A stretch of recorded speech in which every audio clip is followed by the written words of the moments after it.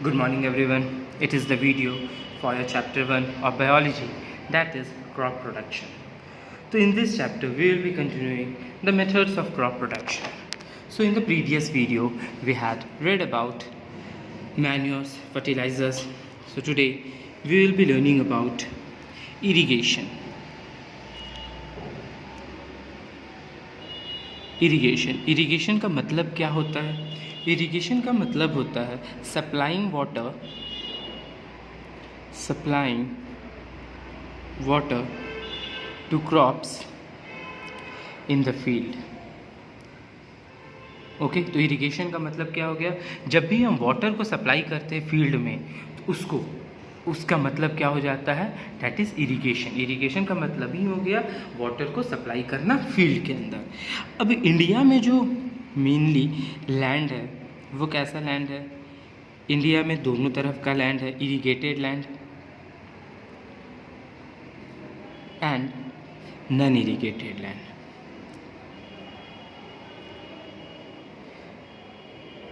ठीक है, इंडिया में क्या हर जगह irrigated land, non irrigated land, लेकिन जो इरिगेटेड लैंड है ना वो ज़्यादा give several times more yield. ठीक है, ज़्यादा यील्ड देता है, more yield of crops than non irrigated land. ठीक है, इरिगेटेड लैंड जो है वो ज़्यादा क्रॉप प्रोडक्शन करता है in comparison to non irrigated land.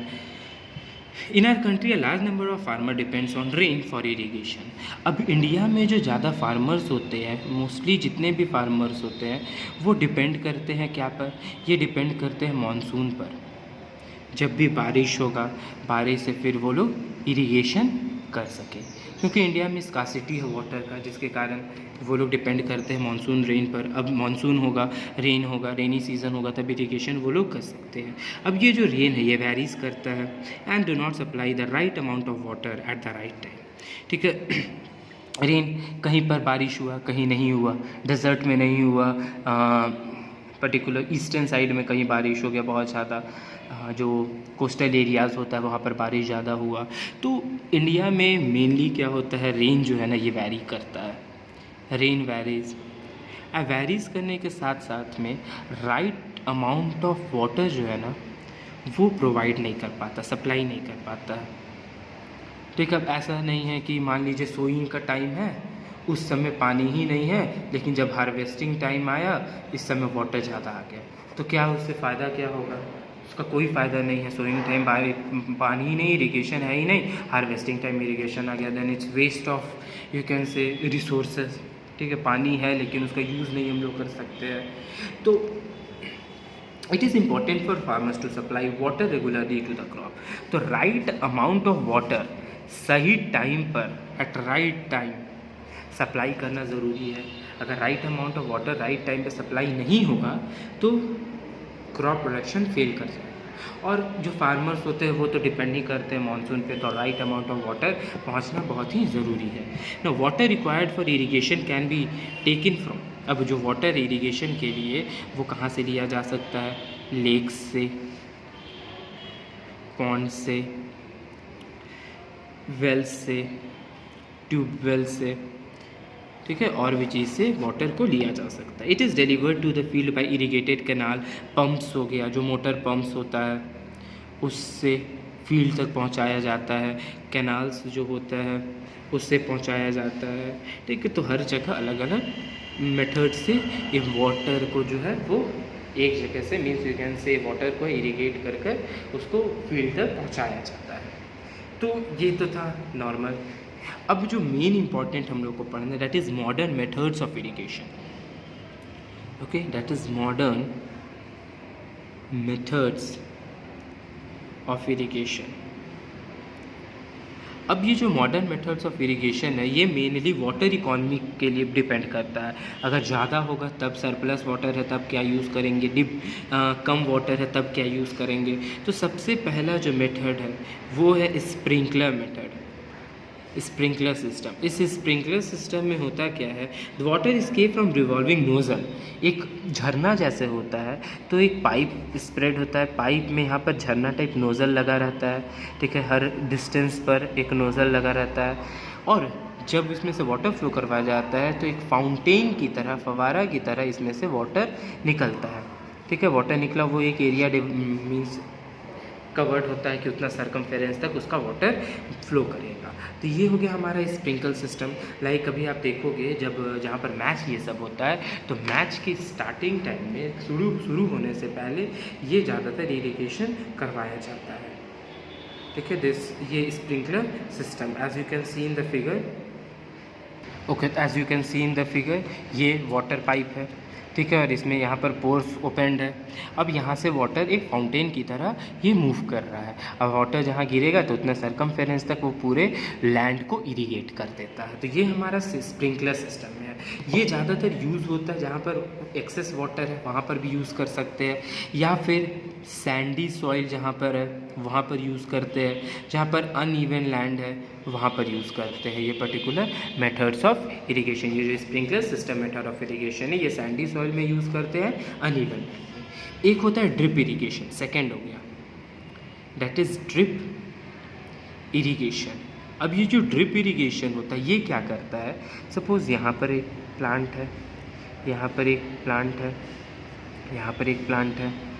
तो ये ड्रिप इरिगेशन क्या करता है, पाइप यहाँ से गया और ये ड्रिप इरिगेशन पाइप जब जाता है तो यहाँ से एक स्मॉल पाइप एकदम रूट के पास, जहाँ से रूट स्टार्ट होता है, लाइक यहाँ से ज़मीन स्टार्ट हो रहा है, तो जहाँ से ये स्टेम, ये रूट मतलब ग्राउंड और स्टेम के बीच का जो डिफरेंस होता है, यहाँ पे जो जगह होता है वहीं पर एकदम लगाया जाता है, एकदम रूट जहाँ से स्टार्ट हो रहा है। और यहाँ पर ड्रिप बाय ड्रिप वाटर गिरता है, ड्रॉप बाय ड्रॉप।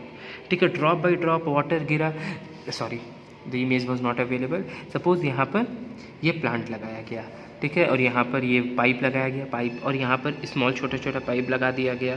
अब जब वाटर इसमें से फ्लो करेगा तो इस एरिया में ये ग्राउंड हो गया और ये हमारा स्टेम हो गया। तो ग्राउंड और स्टेम के बीच में मीन्स यहाँ से रूट स्टार्ट होगा, तो इसी एरिया के पास जस्ट थोड़े से ऊपर, ग्राउंड के थोड़े से ऊपर एरिया में यहाँ पर इसको ओपन कर दिया जाता है और ड्रॉप बाई ड्रॉप यहाँ पर वाटर गिरता है। जैसे ही ड्रॉप बाई ड्रॉप वाटर जब गिर रहा है तो जिसके कारण क्या हो रहा है, वाटर का जो वेस्टेज है वो कम हो रहा है।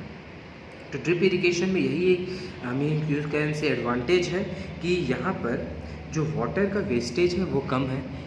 ठीक है, एक्सपेंसिव थोड़ा सा है लेकिन वाटर का वेस्टेज जो होता है ना वो कम होता है। Like as you can see in the figure, suppose देख सकते हैं ये मेरा पेड़ है, यहाँ पर ये पाइप गया और जस्ट स्टेम के पास यहाँ पर ड्रॉप बाई ड्रॉप जो वाटर है वो गिर रहा है। तो इसमें वेस्टेज कम है, पानी का स्कार्सिटी होगा तभी कोई प्रॉब्लम नहीं है। ड्रॉप बाई ड्रॉप वो गिर रहा है जिसके चलते वो रूट को पानी मिल रहा है, न्यूट्रिएंट मिल जा रहा है, पानी मिला तो न्यूट्रिएंट मिल ही जाएगा जिसके कारण वो ग्रो कर जाएगा अच्छे से।